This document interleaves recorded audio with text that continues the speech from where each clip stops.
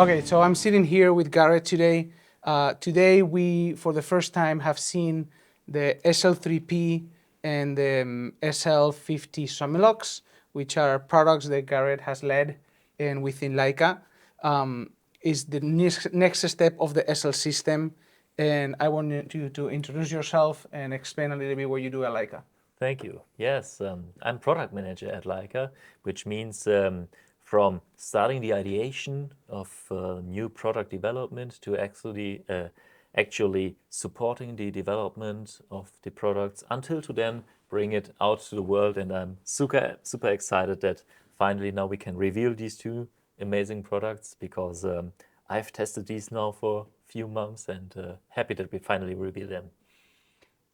Great. I have a question that most of the people today haven't asked you, which is you guys released the SL3 and then you guys released the SL3S, which already happened with the SL2 and the SL2S.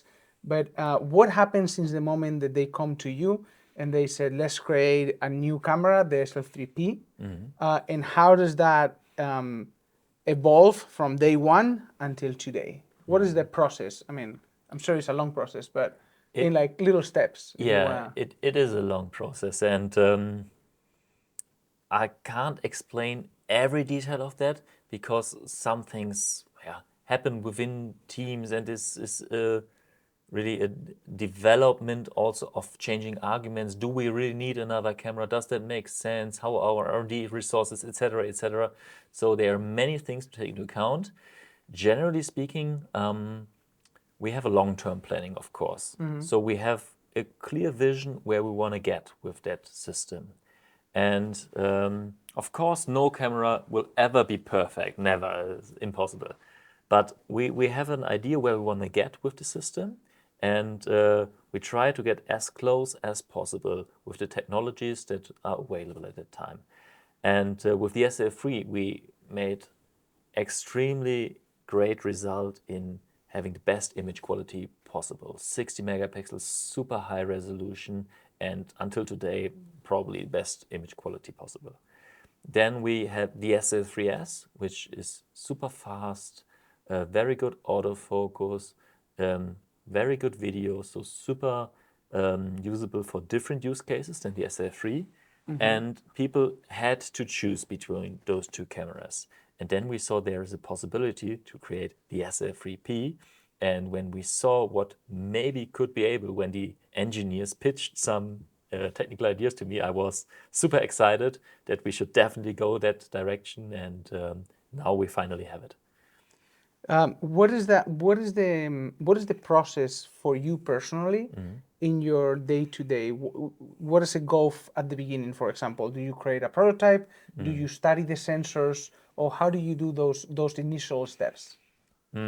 Well, I personally, I'm a bit of a time traveler because during one day of working, I have to deal with, as I said, the long-term vision of the system.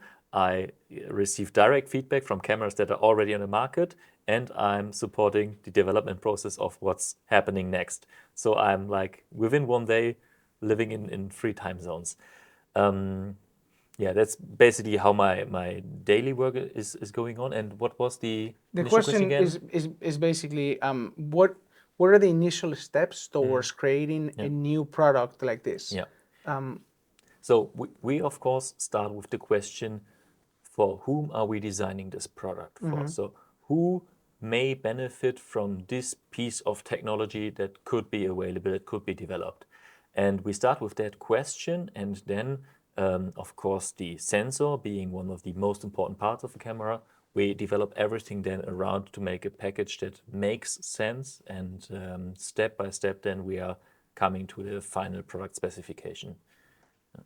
In terms of once you have picked the sensor, processor, and all these components, how do you guys pick what to maximize out of the processor or what to maximize out of that sensor? How many people are involved, and how does the team look like? Yeah, on those cases? It's internal Leica, of course. I won't tell all the details, but we have project teams that are dedicated towards SL, and they have experience in developing also the predecessor SLs. So they know what they are doing. They know what is the heart of the SL. But of course, when we discuss new ideas with them, we sometimes have to give them good arguments to proceed and to make certain things. So we have dedicated SL team, and then of course some positions in R&D that is making sure that over the whole assortment, Leica experience is consistent, but we have real SL experts. They work on SL all day. Is there engineers? How many of those are engineers? Because at some point there's a few people that need to understand, how is this going to be built? If it's possible, what we're asking out of the camera based on the hardware that we have.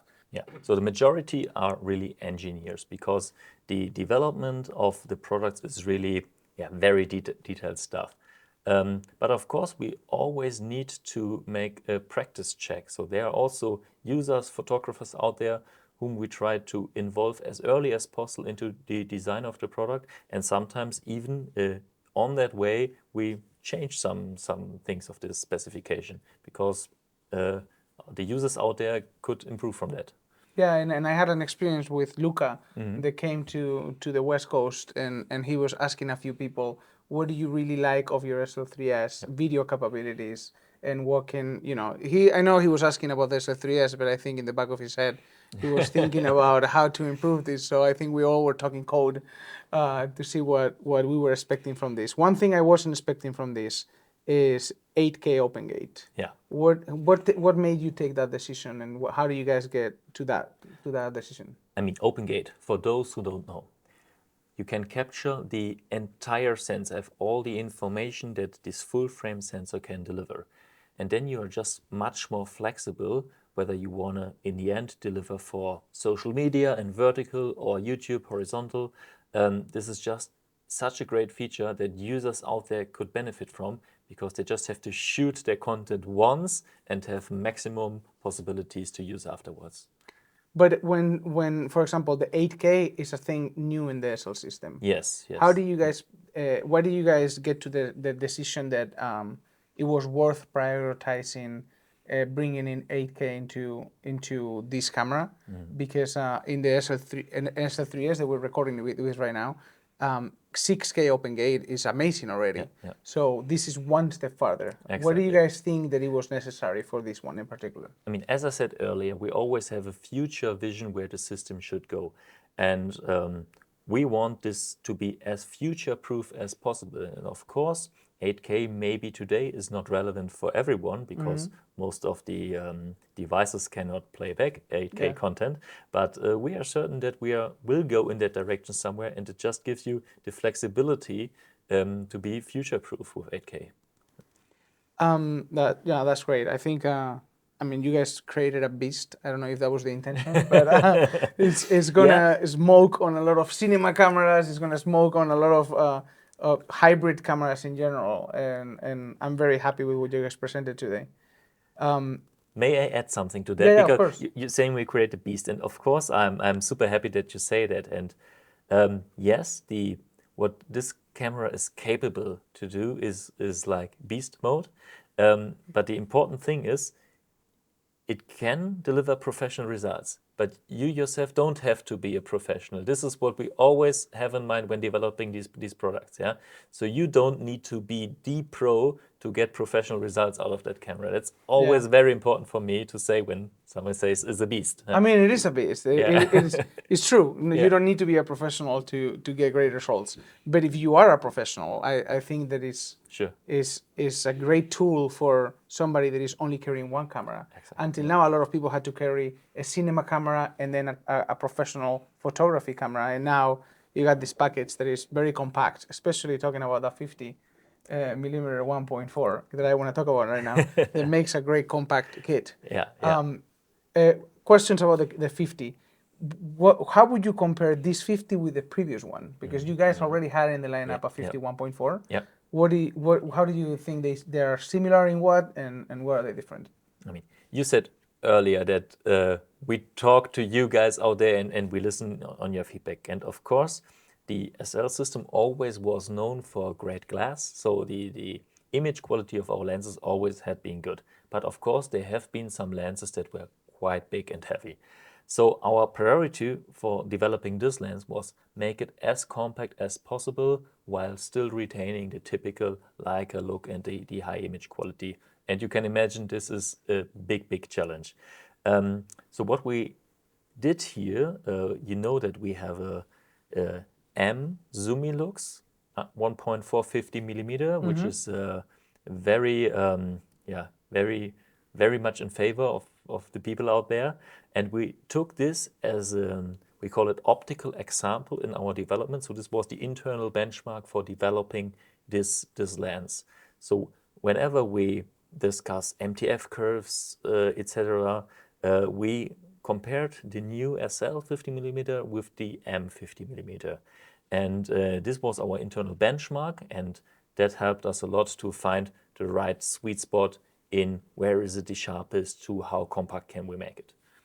So you would, in an easier way to define it, would it be correct to say that you guys kind of match the design of that 50 Sumilux for an M system and then build around it to get the autofocus in the case and all that stuff? I mean, it's a completely, It's different. it would be too easy to say it like this because it's a completely own optical design though. Oh, it's different? It's different, but the character that we wanted to achieve with that lens, this is indeed, let's say, thought to be as close as possible to the M1. Yeah.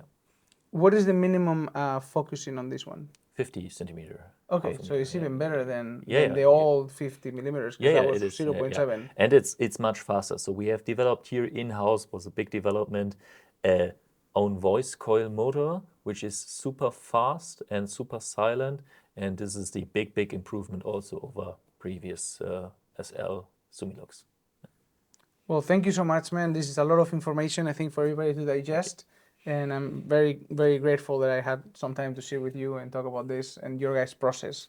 I think now usually people hear about the lens and the specs and stuff like that, but they don't hear that much about the process of creating the products. Thank you. Yeah, thank you so much, man. Happy to share that with you. Thanks. Thank you.